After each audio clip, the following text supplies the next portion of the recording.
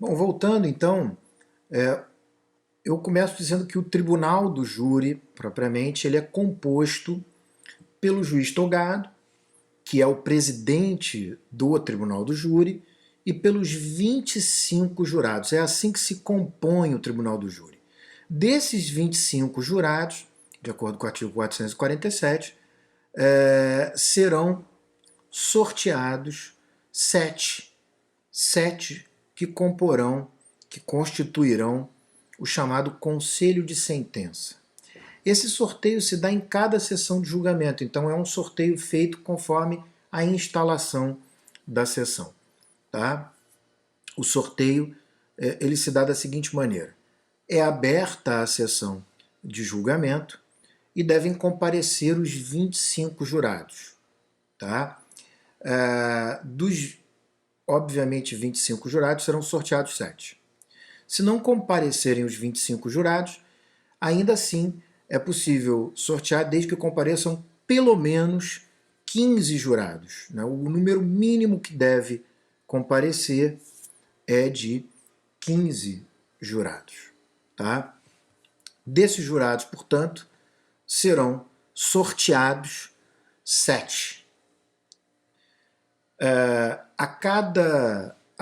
O juiz, então, a cada sessão, ele vai conferir quem está presente, né? Devem estar presentes 25, já falei, mas se estiverem presentes pelo menos 15, a sessão se abrirá, será aberta. O juiz então vai pegar uma urna com o nome dos 25 jurados e começar a realizar o sorteio desses jurados. Tá?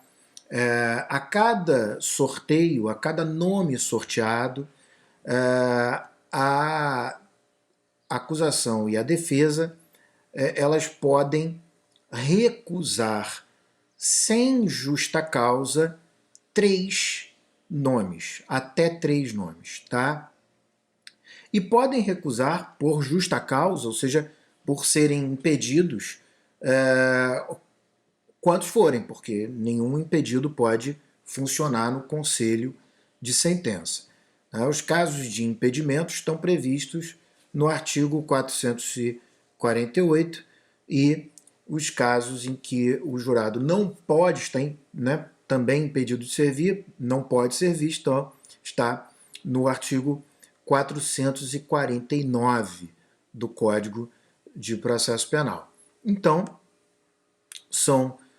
como disse, são sorteados os nomes e a cada nome a defesa e a acusação podem recusar até 3 sem explicar o motivo e por motivo podem ser quantos forem se houver efetivo impedimento. Então, vão sendo sorteados os jurados até que se componha um número de 7. Tá?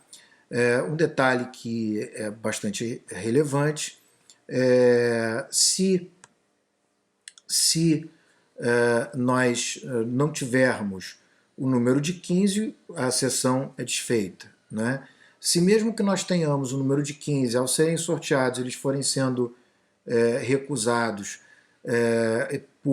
sem justa causa ou com justa causa, e aí nós não conseguimos compor o número de 7 do Conselho de Sentença, a sessão também é desfeita.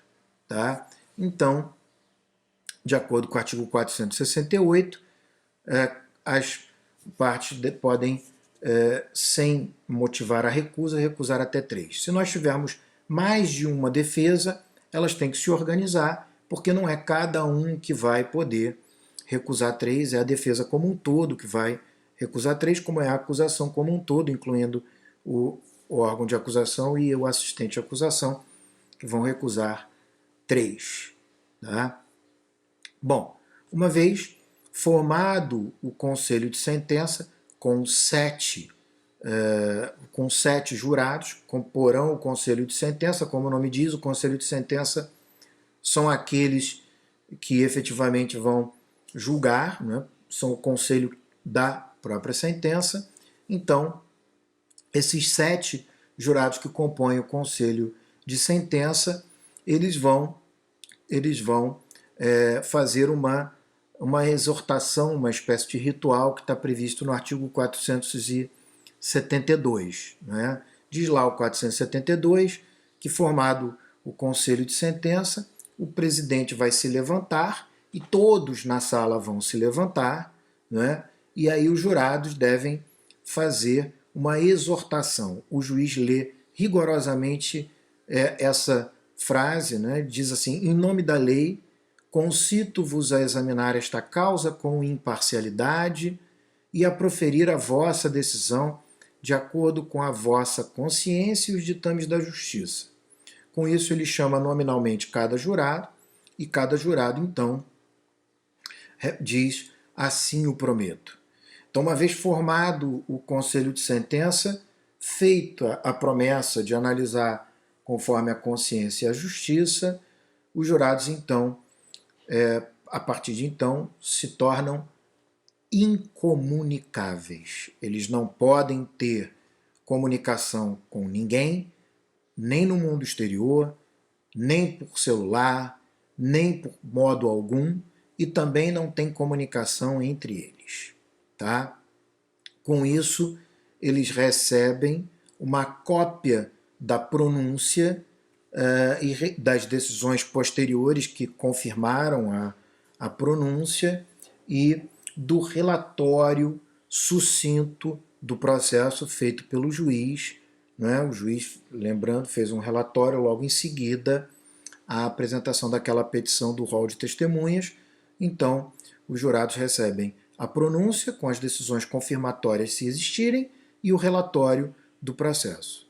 Feito isso, começa a instrução no plenário do Tribunal do Júri, da sessão de julgamento do Tribunal do Júri. Tá? E essa instrução, ela começa, por óbvio, com a oitiva da vítima, se existir, né? Mas o crime é doloso contra a vida, não tem vítima. Cuidado, não é?